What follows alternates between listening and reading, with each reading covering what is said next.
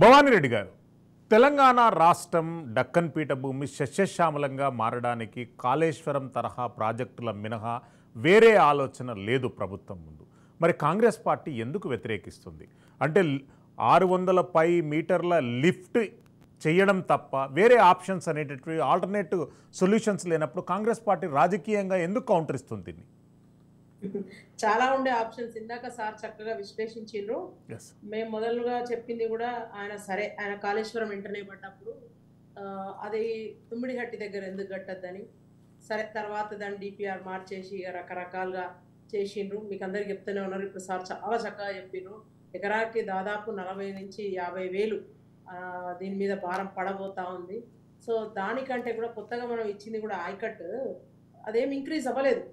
So అప్పటికైనా ఇప్పటికైనా మళ్ళీ అదే ఎల్లంపల్లి నుంచి ఎత్తిపోసే నీళ్ళే. కొత్తగా అక్కడ ఏం అసలు లింక్ కంప్లీట్ కాలేదు. బట్ జనాలకు ఎక్కడ కూడా ఏడాగింత తడవగానే అది మొత్తం కాళేశ్వరం నీళ్లు ఆహా ఓహో అని అభూత అంటే కాదు. అందసత్యం గారు ఒక క్లారిటీ ఇచ్చారండి. ఎందుకంటే మీరు 3 బ్యారేజీలలో ఒక బ్యారేజ్ కుంగినటువంటి దాన్ని మీరు రాజకీయంగా వివాదాస్పదంగా మారుస్తున్నారు. దానికి ఆనుకొని లేదండి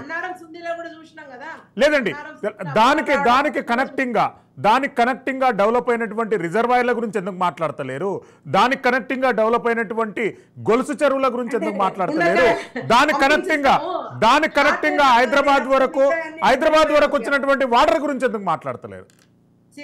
పంపింగే సక్కగా లేనప్పుడు అంటే మొదటి ప్రశ్న ఎక్కడ రైజ్ అవుతుంది మనకు? గోదావరిలో నీటి లభ్యత ఉండగా ప్రాణహిత నుంచి ఎందుకు అక్కడి నుంచి ఎత్తిపోయటం అనేది ఒక క్వశ్చన్. ఇవన్నీ కూడా నిపుణుల కమిటీ ఇప్పుడు పీసీ ఘోష్ కమిషన్ వేసినాము, అది నడుస్తూ ఉంది. సిడబ్ల్యూపిఆర్ఎస్ నుంచి తర్వాత ఎన్డిఎస్ఏ నుంచి విజిలెన్స్ విభాగం నుంచి అవన్నీ కూడా నివేదికలన్నీ ఇంకా పెండింగ్ లో ఉన్నాయి. 27th వరకు ఆ నివేదికలన్నీ వస్తాయి. అవన్నీ వచ్చిన తర్వాత ఫర్దర్ గా ఏం చేయాలనేది వాళ్ళు డిసైడ్ చేస్తారు. బట్ దాన్ని ఎట్లా పోవాలన్నట్టుగా సార్ చెప్పినట్టుగా మళ్ళా కౌటాలనా లేకపోతే ఏంది అవన్నీ కూడా we have to wait until the report comes.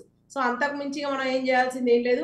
కొత్తగా 1,00,000 ఎకరాలకు అన్నారు, అదన్నారు, ఇదన్నారు. ఎక్కడ ఒక్క ఎకరానికి కూడా నీళ్ళు ఏమి ఇయ్యలేదు. అండ్ అది ఎంత కాస్ట్ తో నిర్మించడం అనేది వాళ్ళే ఆలోచన చేసుకోవాలి. అసలు ఓన్లీ కేవలము వాళ్ళ కార్యకర్తలనా లేకపోతే కాంట్రాక్టర్లను బతికించడానికి అది మార్చాల్సి వచ్చింది అనేది అందరికీ తెలుసు. మేము చెప్పినాం, అప్పటి నుంచి కూడా చెప్పినాం 148 దాని ఎత్తు సరిపోతుంది, దాన్ని విడుతు పెంచమని అని ఎన్ని రకాలుగా చెప్పినా కూడా లేదు అక్కడ కాదు అని చెప్పేసి ఆడ తీసుకుపోయి అక్కడ కట్టడం అనేది అప్పటి నుంచి వ్యతిరేకించినాం. దాని మొదటి నుంచి కూడా అన్ని అనుమానాలు ఉన్నాయి. తర్వాత డిపిఆర్ఏ తప్పు, తర్వాత డిజైన్ లోపం, అదేంది మెయింటెనెన్స్, అవన్నీ కూడా అన్ని లోపాలు ఉన్నాయి అని చెప్పి.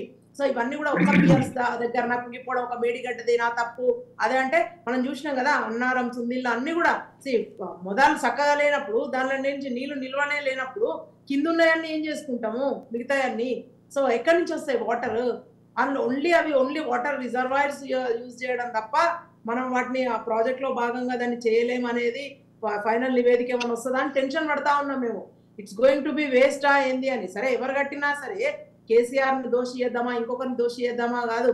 ప్రజాధనం అంతా వెచ్చించి అంత వృధా ఎందుకు అవుతుంది? కావద్దనే ఎవరి తాపత్రయమైనా దానికి ఆల్టర్నేటివ్స్ ఏమన్నా please come up with alternatives అని కూడా ముఖ్యమంత్రి గారు అడగడం జరిగింది. మళ్ళా ఇంకా దేనికి కూడా సహకరించకుండా మేము అది మీరు మాట్లాడుతూ ఇందాక పవర్ ప్రాజెక్ట్ గురించి కూడా అన్నిట్లలో అవే లోపాలు. నరసింహారెడ్డి గారి కమిషన్ వేసిండ్రు, చూద్దాం ఎంతవరకు చెప్తారో. అడ్డగోలుగా పవర్ కొన్నారు ఛత్తీస్గఢ్ నుంచి అని నిరూపణ జరిగింది. ప్లస్ అందరు చెప్పేది కూడా అదే. ఎంత చెప్పినా కూడా వినకుండా నేనే పోతా, నేనే చేస్తా, నేనే ఇంజనీరు, నేనే మేస్త్రి, నేనే డిజైన్, నేనే అన్ని చేస్తా అని చెప్పి చేసిండ్రు. లాస్ట్కి వస్తే ఏమైంది? ఇవాళ సార్ చెప్పినట్టుగా ఇందాక సార్ చెప్పిను నిజంగా కూడా రాష్ట్ర బడ్జెట్ సగం దానికే పోతే ఇక మిగతా ఏం చేయాలి? ఇక మాట్లాడుతూ ఉంటారు వాళ్ళ మంత్రులు. ఇందాక నిరంజన్ రెడ్డి గారు మాట్లాడతారు 70 లక్షల మంది రైతులు ఉంటే 36 లక్షల మందికి ఇస్తున్నారు, ఇప్పుడే చేయాలి రుణమాఫీ. 10 ఏళ్ళ నుండి మీరు చేయలేదు, 6 నెలలు అయింది ఇంకా చేస్తలేరు అంటే మీరు 2 సార్లు మేనిఫెస్టోలో పెట్టిను ఏకకాలంలో 1,00,000 రూపాయలు రుణమాఫీ అని. అది చేయకుండా రైతులకు ఏదో చేసినాం అని ఏదో చేస్తుంది. ఏమీ చేయలేదు వీళ్ళు ఏం చేయలేదు. సో దానికి కనీసం ఇప్పుడు కమిషన్ కన్నా సహకరించండి, ఈ ఎంక్వైరీల కన్నా సహకరించండి అంటే ఆయన 30 తారీఖు దాకా మాజీ ముఖ్యమంత్రి గారు ఆయన రారట. మరి మాజీ ముఖ్యమంత్రి ఎందుకు అడిగిండు? ఆయన 30 తారీఖు జూలై 30 దాకా గడువు ఎందుకు అడిగింది అనేది కూడా కాన్స్పిరసీ. అంటే అప్పటిదాకా ఇంకా ఏం చేద్దాం అనుకుంటున్నారు? జస్ట్ వచ్చి మరి వాళ్ళు తప్పేం లేనప్పుడు ఇప్పుడు పవర్ కొనుగోలులోనైనా ఇంకేదేళ్ళనైనా ఫోన్ ట్యాపింగ్లోనైనా ఎల్ల వాళ్ళు ఇన్వాల్వ్ కానప్పుడు హాజరు అవ్వమంటున్నాం. దర్యాప్తు సంస్థల ముందట హాజరవ్వండి. చట్టం ఎవరికైనా ఒకటే కదా, సహకరించండి, నిరూపించుకోండి, come up with clean. So అదే మేము చెప్పేది. ఎస్